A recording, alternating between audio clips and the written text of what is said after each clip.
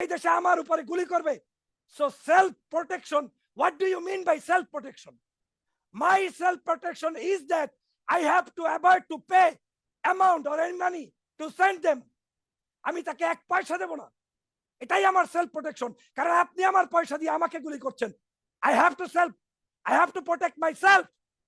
So প্রত্যেকটি বিদেশে অবস্থানরত নাগরিকদেরকে বলতে চাই, যদি সুনাগরিক হয়ে থাকেন, দেশের মানুষের মূল্যবোধ বুঝে থাকেন, তাহলে কেউ টাকা পাঠাবেন না, এক পয়সাও না, বিকাশেও না।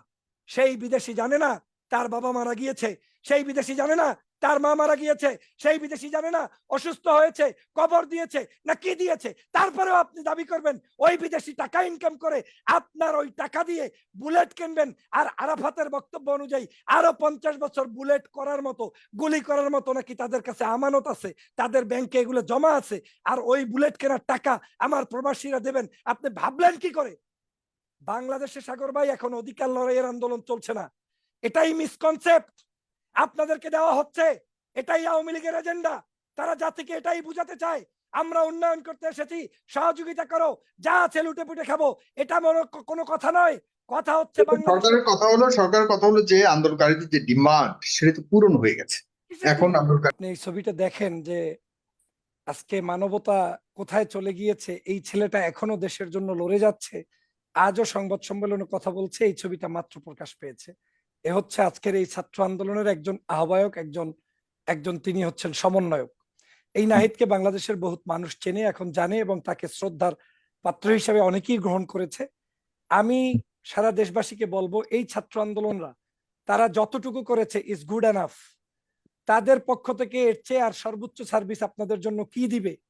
এখন দেশবাসীকে দেশ বাঁচাতে নামতে হবে।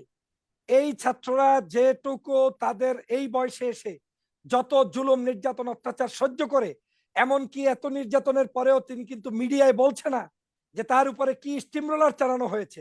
খুব মার্জিত ভাষায় এই ছেলেটা কথা বলে, তারপরেও তিনি কিন্তু লড়ে যাচ্ছেন, এখনো কথা বলছেন, এখনো তিনি বলছেন আমাদের আন্দোলন চলবে, আমাদের অব্যাহত এই জিনিস চলবে। এবং তিনি দেশবাসীর আবেগের প্রতি সম্মান জানিয়ে আজকে কিন্তু স্টেটমেন্ট দিয়েছেন। সাগর ভাই, আজকে যখন এই ধরনের অত্যাচার চলে, জুলুম চলে, বারবার প্রশাসনের পক্ষ থেকে অহংকার বোধ নিয়ে বক্তব্য চলে, তখন যখন আমাদের কোনো ভাইরা মনে করেন যে এখনই বাংলাদেশের এই আধুনিকতা, ইউরোপ আমেরিকার উদাহরণ আমাদের দেশে আসে, সেটা অত্যন্ত দুঃখজনক। আমরা সবাই চাই ভদ্র রাষ্ট্রে বসবাস করতে, কিন্তু ভদ্রতা আসবে ফ্রম ইয়োর হোম, ভদ্রতা আসবে from your father, from your mother. আপনার শেখ হাসিনা যখন ডক্টর মোহাম্মদ ইউনূস, খালেদা জিয়ার মতো মানুষকে টুস করে পদ্মা সেতু থেকে ছেড়ে দেয়, তো কালচারটা তো এখানেই ধ্বংস হয়ে গিয়েছে। আপনার শেখ হাসিনা যখন সমগ্র বাংলাদেশের জাতিকে রাজাকার বলে গালি দেয়, কালচারটা তো ওখানেই ধ্বংস হয়ে গিয়েছে। আপনার বাংলাদেশের এই যে কি বলে, একটু আগে আমি বললাম কুমড়া পটাশ, এই কুমড়া পটাশ যখন জাতিকে বলে যে যারা আজকের শহীদ হয়েছে, মৃত্যুবরণ করেছে, এরা প্রত্যেকে হচ্ছে মাদকাসক্ত, এরা প্রত্যেকে হচ্ছে ড্রাঙ্ক, এরা হচ্ছে এই ধরনের, এইরকম যখন অসভ্যতা ব্যবহার করে, তখন সেই দেশে মানুষ সুস্থ শরীরে থাকবে? এটা আপনি ভাবেন কেমন?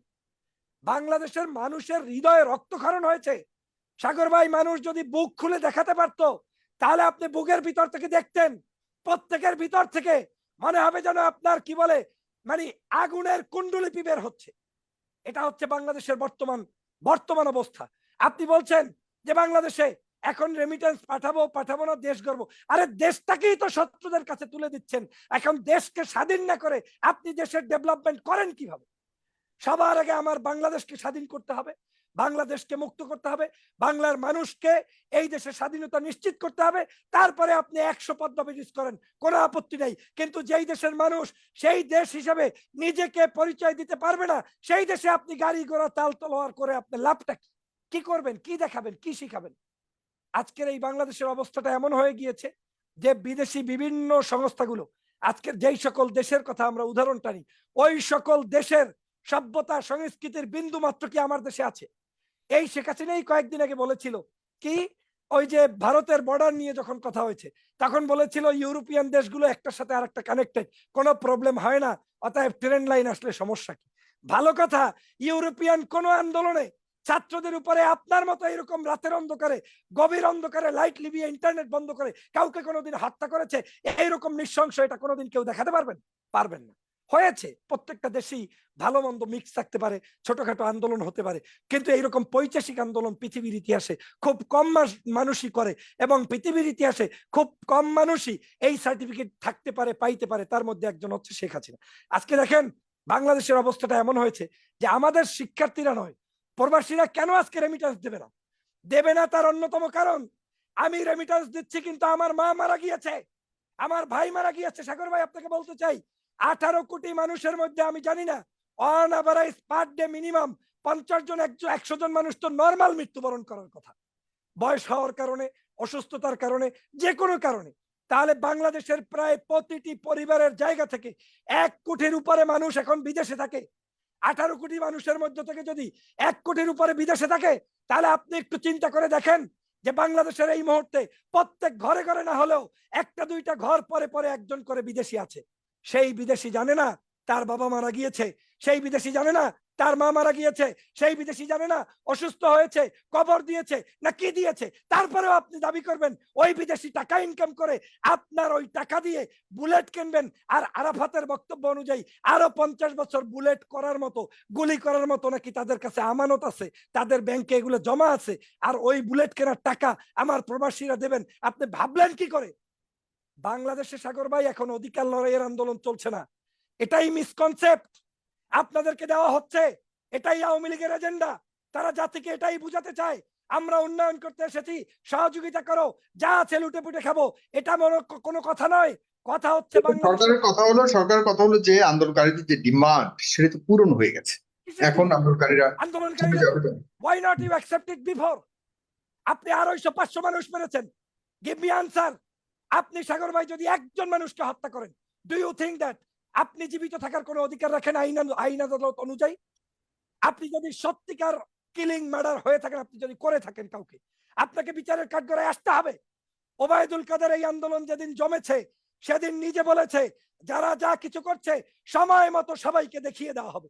যখন তিনি ঘোষণা করেছেন তারপরেই আপনার কি বলে রোকেয়া বিশ্ববিদ্যালয়ে ছাইদ নিহত হয়েছে, পুলিশরা উস্কে দেওয়া হয়েছে, প্রশাসনকে উস্কে দেওয়া হয়েছে। সমগ্র প্রশাসন আপনার গলা টিপে টিপে হত্যা করবে, মারবে, আর আপনি বলবেন আমি আপনাকে কোরমা পোলাও খাওয়াবো। এত টাকা পারে নাই বাংলাদেশের জনগণের। আমি তো মনে করি বাংলাদেশের জনগণ এই রেমিটেন্স যদি বন্ধ করে, শেখ হাসিনার জন্য মিছিল লাগবে না, কিচ্ছু লাগবে না। শুধু 3 মাস আপনার রেমিটেন্স বন্ধ থাকলে শেখ হাসিনা এমনি পাও ধরে ক্ষমা চেয়ে তারপরে ক্ষমতা ছাড়তে বাধ্য হন। তামাশা শুরু করেছেন বিদেশি মানুষদের সাথে, না পারছেন তাদেরকে বিদেশ পাঠাতে। প্রত্যেকটা মানুষকে যখন বিদেশ যায় সবার থেকে জুলুম করে টাকা নিচ্ছেন। এই যে মালয়েশিয়াতে গত কয়েকদিন আগে মানুষ গিয়েছে, লক্ষ লক্ষ মানুষ যেতে পারে নাই, দান্দাবাজগুলো এমপিরা মিলে সিন্ডিকেট করে তারপরে বাংলাদেশে টাকা ইনকাম করেছে, এবং যারা গিয়েছে তারাও 4.5 লাখ 5 লাখ টাকার নিচে কেউ যেতে পারে নাই। নিজের টাকা দিয়ে, গাছ বিক্রি করা টাকা দিয়ে বিদেশ যাবে, সেই বিদেশে বসে টাকা ইনকাম করবে, আর সেই টাকা শেখ হাসিনা গুলি করবে। আর আপনারা বলছেন নীতির কথা। কিসের নীতি? যেই দেশে কোনো আদর্শ নাই, যেই দেশে আমার উপরে গুলি করবে। So self protection, what do you mean by self protection? My self protection is that I have to avoid to pay amount or any money to send them. আমি তাকে 1 পয়সা দেব না, এটাই আমার সেলফ প্রোটেকশন। কারণ আপনি আমার পয়সা দিয়ে আমাকে গুলি করছেন। I have to protect myself. So প্রত্যেকটি বিদেশে অবস্থানরত নাগরিকদেরকে বলতে চাই, যদি সুনাগরিক হয়ে থাকেন, দেশের মানুষের মূল্যবোধ বুঝে থাকেন, তাহলে কেউ টাকা পাঠাবেন না, 1 পয়সাও না, বিকাশেও না। মানুষকে বলবেন, বাড়িতে বাবা মাকে ফোন দিয়ে বলবেন তোমার সন্তান 5 মাস চাকরি করে না, 5 মাস পর টাকা পাঠাবো। এইভাবে করে আহ্বান করে সমগ্র দেশের বিকাশেও পাঠাবেন না। ওই ইলিগাল ওই লিগাল নাই, কোনো ওয়েতে পাঠাবেন না। কারণ আপনি টাকা পাঠাইলেই ওখান থেকে ইলিশ মাছ কিনে বাংলাদেশের মানুষ বসে বসে খাবে, আর দোকানপাটে বসে বসে কিনবে, আর কিনতে গিয়ে আপনার টাকা দিয়ে গুলি কিনে ব্যবসা বাণিজ্য করে তারা এই ধরনের অপকর্ম করবে। সাগর ভাই, আজকে যখন আমরা কথা বলছি সেই মুহূর্তে আপনি জানেন যে খুলনার মংলা বন্দর তুলে দেওয়া হয়েছে ভারতের কাছে। এটা বাংলাদেশের ইতিমধ্যে বিভিন্ন জায়গায় চৌর হয়েছে, এবং পত্রপত্রিকা সহ বিএনপি সহ বিভিন্ন জায়গায় এসেছে। যদিও আমি এই মুহূর্তে সংক্ষিপ্তভাবে বলতে চাই যে যদি এই রকম হয় অবস্থা, যে দেশ একদিকে বিক্রি করছেন, একদিকে ট্রেন দিচ্ছেন, অন্যদিকে আমার দেশের নাগরিকদেরকে আপনি সংরক্ষণ করতে পারছেন না, নিরাপত্তা দিতে পারছেন না, এটা তো আপনার সাগর ভাই কোনোভাবে মেনে নেওয়া যায় না। আপনি বাংলাদেশে, আমি শুধু একটা নাহিদের ছবি দেখিয়েছি, তাতে আপনি কষ্ট পেয়েছেন, আপনারা এখানে যারা ছিলেন আমি দেখেছি আউয়াল ভাই সহ সবাই ব্যথিত হয়েছেন। শুধু একটা নাহিদের ছবিতে আপনার কাছে কষ্ট কি লাগে না? যেই বা বোন ভাইটি মাত্র 10 বছরের শিশুকে পর্যন্ত হত্যা করেছে, আমার কাছে এভিডেন্স আছে। নবম শ্রেণীর শিক্ষার্থী রাস্তায় গিয়েছে, পুলিশ তাকে গুলি করছে, শিক্ষার্থী বলছে আমি students, my class is class 9, don't shoot me please. এই কথা বলার পরেও তারা শুট করেছে। ও বলেছে আমি শুধু দেখতে এসেছি। কোথায় মানবতা? সাগর ভাই এগুলা যখন বলেন কষ্টে চৌচির হয়ে যায়। বাংলাদেশকেই তো এখন বিনির্মাণ করতে হবে সবার আগে। আপনাকে একটা সর্বশেষ ভিডিও দেখাই, যদিও এই জি। ভিডিওটা কোনো রক্তযুক্ত ভিডিও না, আপনার এখানে দেখালে কিচ্ছু হবে না। এই ভিডিওটা দেখেন, কিসের? আর্মি শুট করছে সরাসরি, দেখেন। না, এটা নিয়ে ইয়ে No, আছে, এটা কি আছে? এটা বাংলাদেশেও ছড়িয়ে পড়েছে। কি আছে না আছে সেটা পরে এখন তো আর্মি, এখন তো আন্দোলন চলছে না, আর্মি কাকে শুট? কাকে শো করবেন? এই যে এটা তো আজকের না, এটা তো এই যে বন্ধ হওয়ার পরে নতুন করে আসছে। আপনি আপনি এইভাবে করে এখন সমস্ত জায়গায় আপনি পাবেন, একটার পর একটা পাবেন। আপনি সময় টিভিতে দেখছেন শুধু গাড়ি পোড়ানো, আপনি তো এই আমার অঙ্গার গুলো দেখেন নাই, আমার মানুষগুলোকে গুলি করার শব্দগুলো তো আপনার কানে বেশি আসে নাই। আপনি তো ভিডিওর মধ্যে কোথাও কোনো জায়গায় এখন পর্যন্ত কোনো মানুষের কোনো দেখেন নাই। মানে মৃত্যুর যদি লাশ দেখতেন তাহলে আপনার কাছে মনে হতো যে আসলে কি দাঁড়াচ্ছে। আর মিডিয়া যখন বন্ধ হয়ে যায় তখনই তো আপনার কাছে কোনটা সত্য কোনটা মিথ্যা এইটা নিয়ে প্রশ্ন দাঁড়ায়। তার মানে মিডিয়া কেন নাই? আজকের আপনার গতকালকে আপনি বলছেন যে মিথ্যা কথা, আপনাকে দেখাই সাগর ভাই, এই যে গতকালকের আরেকটা ছবি যদি আপনি দেখাইতে পারি, আপনি নিশ্চয়ই দেখেছেন। সেই ছবিটা হচ্ছে শেখ হাসিনার, এই যে এই ছবিটা তো আপনি দেখেছেন নিশ্চয়ই। এই যে পুলিশের গাড়ির উপরে লাশ, এই লাশটাকে তারা টেনে হিচড়ে নামিয়ে ফেলছে। না ঠিক আছে, এগুলি দেখেছি আমরা। ঠিক আছে, এর আগে যত কথা বলেছেন এগুলির ব্যাপারে কোনো সন্দেহ নাই, এগুলো অনেকেই দেখেছে এবং আমরা জানি এইটা না শুধু এরকম করে সমগ্র জায়গায় তারা মানুষদেরকে মেরেছে, নির্যাতন করেছে, লাশগুলোকে মেডিকেল থেকে, একটু আগে নিউজ পেলাম, মেডিকেলে রেকর্ডভুক্ত করতে দেয় নাই। কেন করতে দেয় নাই? যে কতজন মারা গেছে যদি সাংবাদিক মেডিকেল থেকে নিয়ে আসে। আর একটা হেফাজতের শাপলা চত্বরের মতো গণ কবরের ব্যবস্থা করেছে, বাবা মাকে জানায় নাই, গোসল করিয়ে লাশ ডাইরেক্ট পাঠিয়ে দিয়েছে। এই তথ্যগুলো এখন আসছে সাগর ভাই। অতএব এই বিভৎস জায়গা থেকে আপনি যদি মনে করেন যে আওয়ামী লীগের সাথে সম্পর্ক রেখে আমাকে আপনাকে কথা বলতে হবে, তাহলে বুঝতে হবে আপনি টাটকা দালাল, আপনারা রাজাকার। আপনারা বাংলাদেশের শেখ হাসিনার ভাষ্য অনুযায়ী আজকের তিনি যে রাজাকার দিচ্ছেন, এই রাজাকারটা আমাদেরকে আপনাদেরকে বহন করতে হবে। কারণ চরম একটি দুর্বিষহ মুহূর্ত চলছে বাংলাদেশে, চরম একটি যুদ্ধ চলছে বাংলাদেশে। আমি যে কারণে বারবার বলেছি, যুদ্ধ না হলে কি আপনার কোন দেশে বিদেশে আজকের শিক্ষার্থীরা চলে যায় সাগর ভাই? আন্দোলনকালীন সময় আন্দোলন নিয়েই আপনাকে কথা বলতে হবে। এখন ওদের প্রপাগান্ডা আপনি দেখেন, সমস্ত সময় নিউজে যা প্রকাশ করছে এর প্রত্যেকটা নিউজ হচ্ছে কি? প্রত্যেকটা নিউজ হচ্ছে আজকের বর্তমানে, আজকের এই যে একটু আগে আপনাকে দেখাইছি, এই যে দেখেন, কোনো আপনার তো কোনো বিশ্বাস করেন না, দেখেন মৃত্যুর কোনো হিসাব নেই, বড় হাসপাতালের ডেথ রেজিস্টার নিয়ে গেছে গোয়েন্দারা ডাইরেক্ট। আপনি কেন আমার মৃত্যুর রেকর্ডটা পর্যন্ত রাখতে দিবেন না বাংলাদেশে? Do you think it is your own country? Can't. আপনাকে সে কারণে আজকের জাতির সামনে স্পষ্ট হয়েছে যে আমরা কতটা ভয়াবহ বিভৎসতার মধ্যে আছি। যাই হোক, আমি সর্বশেষ যে কথাটা বলতে চাই, প্রত্যেকটি জায়গা থেকে শিক্ষার্থীরা নিহত হয়েছে, প্রত্যেকটি জায়গা থেকে স্কুল কলেজ ইউনিভার্সিটি।